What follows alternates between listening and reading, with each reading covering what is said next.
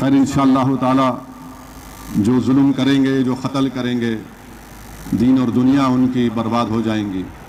اور اگر کوئی سمجھ رہا ہے کہ قتل کرنے والا قتل تو کر دیتا ہے مگر سب سے زیادہ پریشان اس کے گھر والے ہو جاتے، اور جس کا قتل کیا جاتا ہے وہ تو گھر والے، ایک ماں اپنے اولاد سے محروم ہو جاتی، وہ شادی شدہ ہے تو اس کی بیوی بیوہ ہو جاتی، بچے ہیں تو بچے اپنے باپ سے محروم ہو جاتے ہیں۔ یہ تو پری پلان طریقے سے اگر کوئی ایسا کرتے رہے گا اور کوئی یہ سمجھے گا کہ نہیں ہم کچھ بھی کر سکتے، نکل جائیں گے، بچ جائیں گے، تم دنیا میں تو نہیں بچ سکتے، اگر بچ بھی گئے وہاں تو پکڑ ہوں گی نا تمہاری، وہاں پر اسی حالت میں جو کوئی قاتل کسی معصوم کا قتل کرتا ہے وہ اللہ، حدیث شریف میں آیا کہ اپنے اللہ کے عرش کے سامنے اسی حالت میں آ کر کھڑے ہو کر بولے گا اللہ تو مجھ سے انصاف کر۔ یاد رکھو، اس دن سے ڈرو اس دن سے جب اللہ کے سامنے کوئی بڑا نہیں، اللہ سے بڑا کوئی ہو ہی نہیں سکتا۔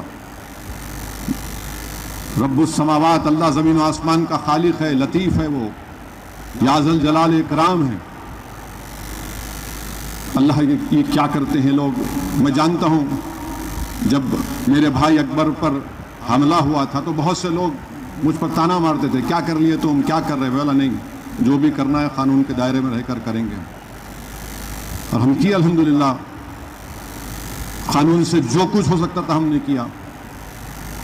اس وقت کے آندھرا پردیش کی 307 کی تاریخ ہم نے بنائی، اٹیمپٹ ٹو مرڈر میں 5 سال کوئی جیل میں نہیں تھا، جیل میں تھے، کورٹ سزا ہوئی، کورٹ باس کو چھوڑ دیا۔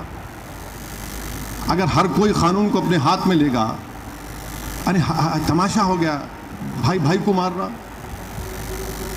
ارے گینگ وار۔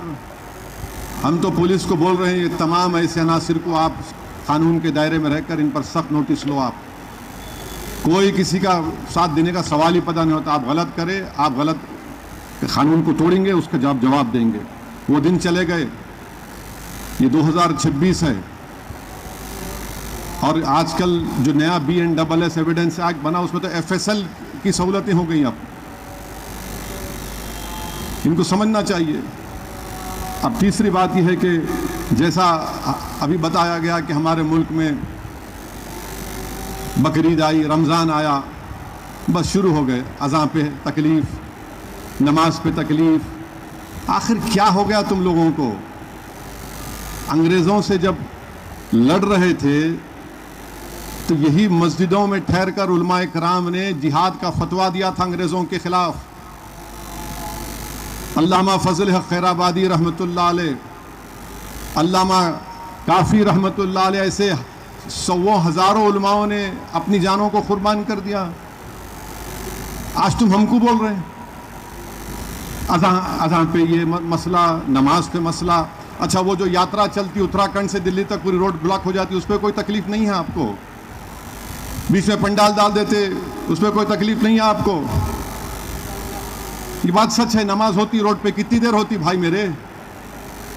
روز کا تو نہیں ہے نا، جمعے کا ہوتا یا پھر عید کی ہوتی، پھر چلے جاتے مل کے۔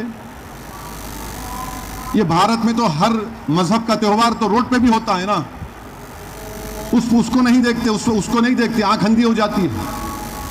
بدنام کرو مسلمانوں کو، نہیں نماز، ارے بھائی یاد رکھو تم کچھ بھی کر لو، ہم نماز نہیں چھوڑیں گے انشاءاللہ تعالی۔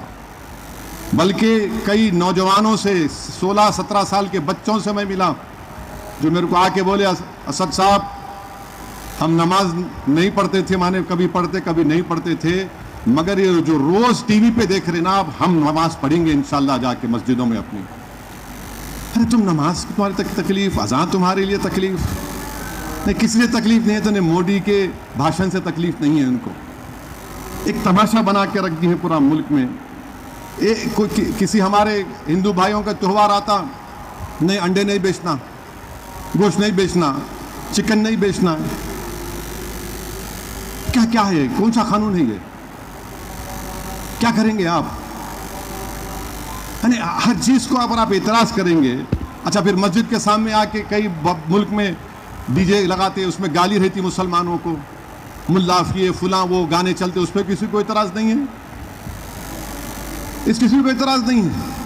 آپ کو صرف نفرت ہے تو بس مسلمانوں سے ہے, اور آپ کی نفرت یہ صاف ظاہر کر رہی ہے کہ آپ اس مذہب کے ماننے والوں کو دبانا چاہتے ہیں, مارجنلائز کرنا چاہتے ہیں, ان کو سیکنڈ ڈگری کا سٹیزن بنانا چاہتے ہیں.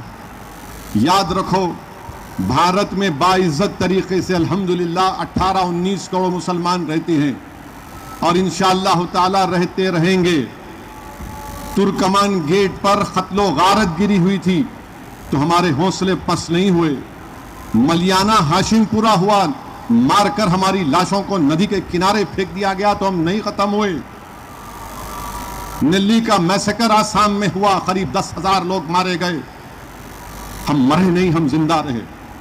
یہ چیزیں مت کرو آپ. اور یہ کیوں کی جا رہی ہیں بتا رہا ہوں آپ کو میں. 22 لاکھ بچے نیٹ کا ایگزام لکھے, پیپر لیک ہو گیا, کینسل ہو گیا, تو بجائے ان بچوں کی تکلیف کو دکھانے کے, یہ جو ٹی وی پر 6 بجے 9 بجے اور 10 بجے جو بیٹھتے ہیں, ان کو لگا کہ نہیں حکومت موڈی کی ہے, موڈی کو نہیں دکھانا. ان 22 لاکھ بچے جن کے ماں باپ کم سے کم 2-2 لاکھ روپے خالی کوچنگ سینٹر پر قرضے لے کر اپنے بچوں کو پڑھاتے ہیں, ان کی تکلیف کو نہیں دکھانا. یہ دکھا دو, مسلمان کو دکھا دو. دیکھو روڈ پہ آ گیا, دیکھو اذان تک تکلیف ہو رہی ہے, دیکھو گوشت کھانے سے تکلیف ہو رہی ہے. ارے تم اس دیش سے محبت کرتے نفرت کرتے بتاؤ ہم کو. کوئی جانے والا نہیں, اب دوسری ہجرت نہیں ہوں گی انشاءاللہ تعالی. آپ ختم کرنا چاہ رہے تو آپ کے اختیار میں ہے, آپ اگر ظالم بننا چاہ رہے تو ظالم بنو, مگر ہم جانے والے نہیں ہیں یہاں سے. اب یہ ملک ہمارا ہے اور ہمارا رہے گا انشاءاللہ تعالی. ہم جمہوری طریقے سے اپنی لڑائی لڑتے آئے اور لڑتے رہیں گے انشاءاللہ تعالی.